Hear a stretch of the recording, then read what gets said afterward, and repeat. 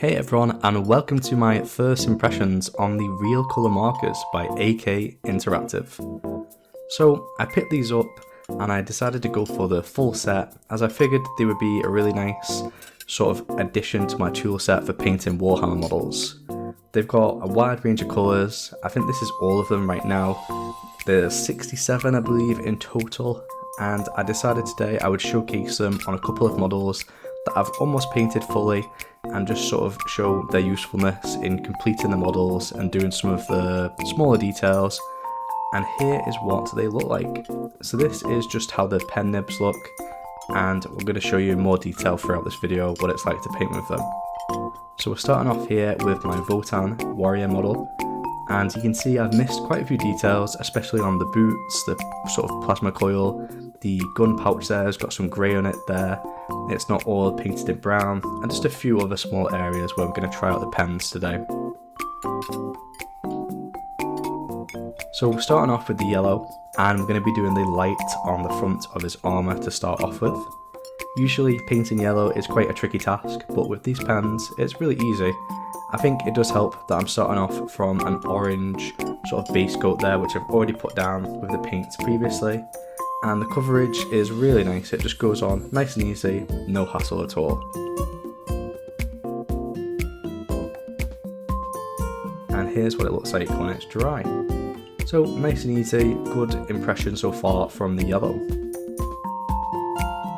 The next colour I'm going for is this sort of red-brown colour here. Now this one, it looks quite dark on the label of the pen, but when you actually take off the cap, it's very bright. It's very like a light colour, and you can see it doesn't quite look to me like it does on the label here. It's much brighter than I expected.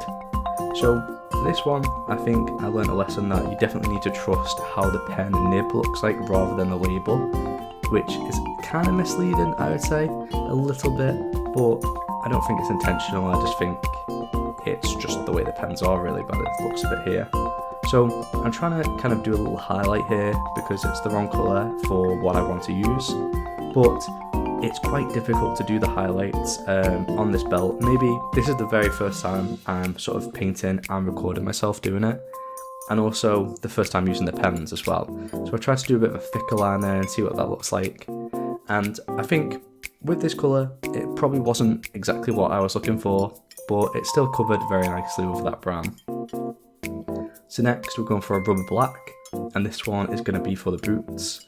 This colour I was very impressed with. I think this one worked out great. It was a perfect sort of colour match, and what I did was with the legs, as you can see there, I went for a sort of grey cere undercoat, and then I used Basilicanum Grey from Citadel contrast paints. And here I'm going over it with the pen to try and get a similar result. And once this dries, it really does look very similar to the previous colour I used, so that's really handy.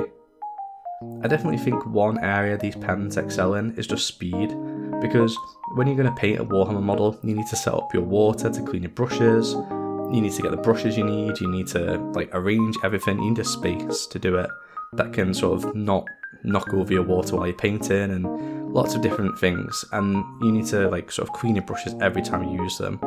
Whereas with this sort of setup with the pens, you don't need to do that. You just take off the nib and you're good to go. You don't need to wash it or do anything like that afterwards. Just put the lid back on and get back to painting. So I think in sort of that aspect it really does help a lot, and it just makes you quicker.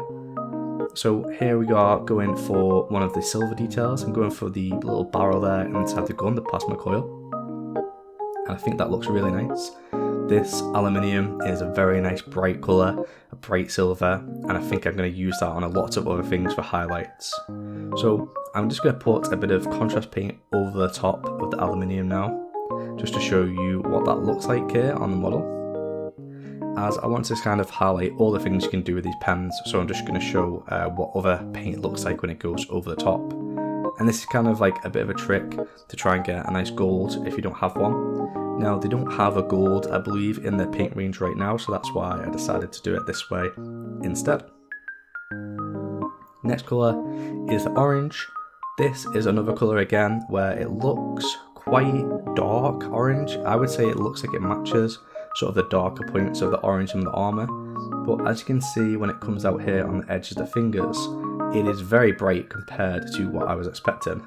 So for this colour, I definitely can see it being useful for these models as a highlight, but probably not something I would use for the base of the armour there.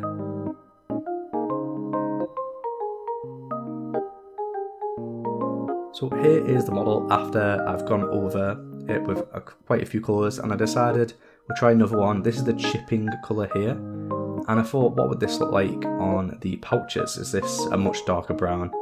And it turns out this one is much closer to sort of the colour I was looking for earlier. So I'm much happier with this than the last colour. And what I do is I just go over the model where I was at previously, and I don't cover it completely, I just kind of block in what would make it kind of like a highlight. So instead of completely colouring over that sort of lighter colour, I just go into just underneath it so it leaves the edges as the lighter colour instead.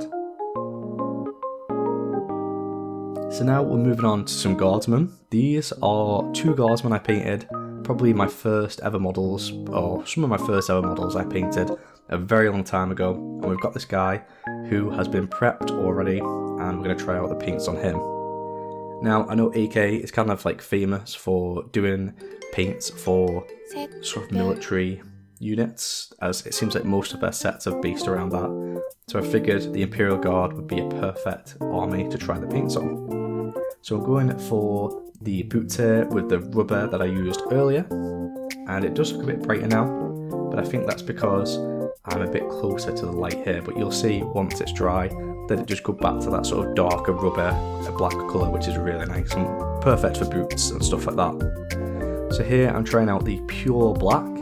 So this is the flat black, and I'm going to use this for the gun. Now, with guns, I tend to go for, well, with the guardsmen, I think my older recipe was just to use a wash, I believe, but for this, I'm just going for the pen here just to see if it's quicker, and the coverage right out of the pen is just great. It looks a bit shiny when it first goes on, but you can see comparing it here to the other style I've done, it looks really good, and the coverage is really easy and really nice. And you can see those boots have dried now and they're looking good also.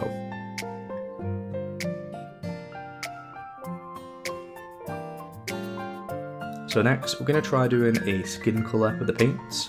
I'm going to try this buff colour here, and I'm going to go over the hands and the face of it, as I feel like guardsmen, you really get the full picture once the skin is done. It's kind of weird, especially when you're looking at like a more human looking model. It really makes a big difference once the skin colours are in there to understand the overall model. Like I think if you don't have the skin in there, when you look at that model, it just doesn't look complete at all, and it doesn't look good. So really, if you're judging these pens on what they look like, you need to kind of see a more complete picture.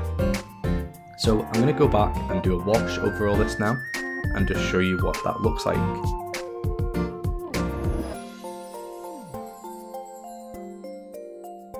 And just comparing it here, once again, this is what it looks like compared to the old model without the wash.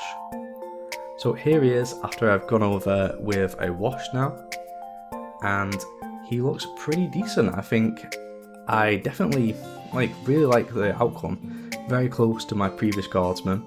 And here is the Votan warrior, now he's complete, even the base has been done, and I think that looks really great.